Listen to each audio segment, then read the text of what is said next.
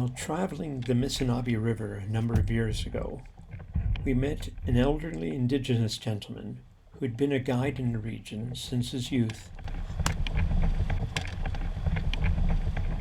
I asked if poling used to be common, and he replied, "Sure, you had to travel both ways." He mentioned the only place that had to be carried was Kettle Falls, so when we made an early camp there, I decided to play around a bit because, of course, I'd brought a pole.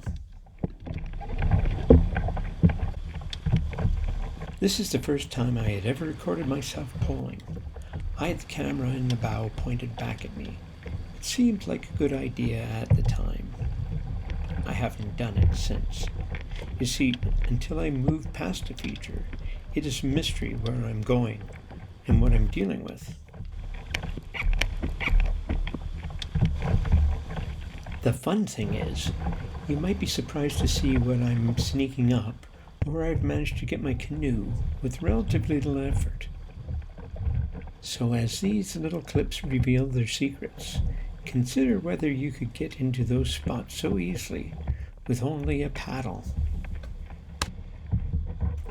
We are not stronger than the river, but that's okay, because upstream travel is about strategy, and eddy's effects extend downstream farther than they may appear. When you start to see the subtle differences, the pole's ability to hold a straight course with power will turn these slow streams within a stream into energy-saving stepping stones. And as you approach the eddy, it may even become an upstream conveyor. That sure beats losing to the full current that you can see to my right.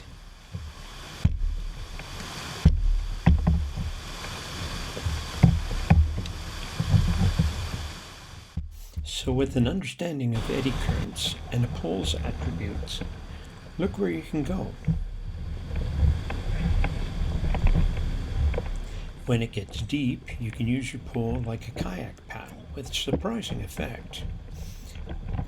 And it can push against anything within reach, wet or dry.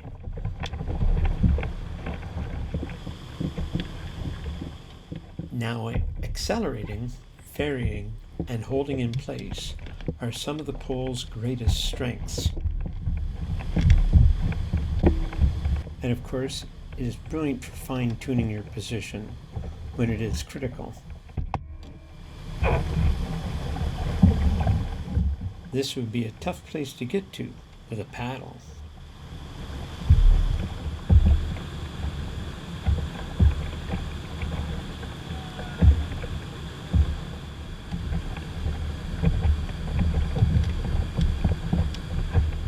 Now this spot is full of big cracked pieces of rock, so I look down through the water to be sure that I won't trap my pole.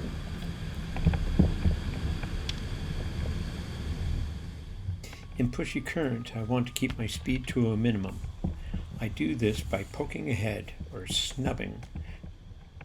Crossing over the boat with a pole like this is generally a no-no, but I can see what I am targeting, so I make this rare exception. I keep it nice and slow. Then a final side slip into the calm behind a rock.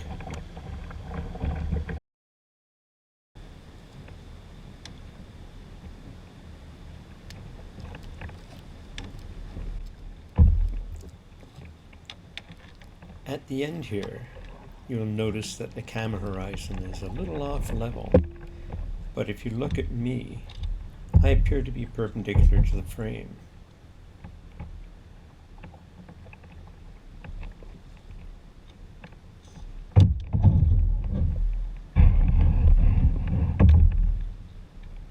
That is because I have to edge the canoe to get through the narrow spots. I'm taking my time and searching for the smallest gap, and sometimes it's too narrow for a flat canoe hull.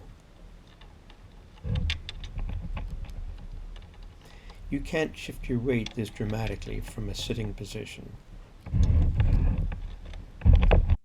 It's also comically shallow here, as you can tell by the hull rubbing. A paddler would have started wading a while ago.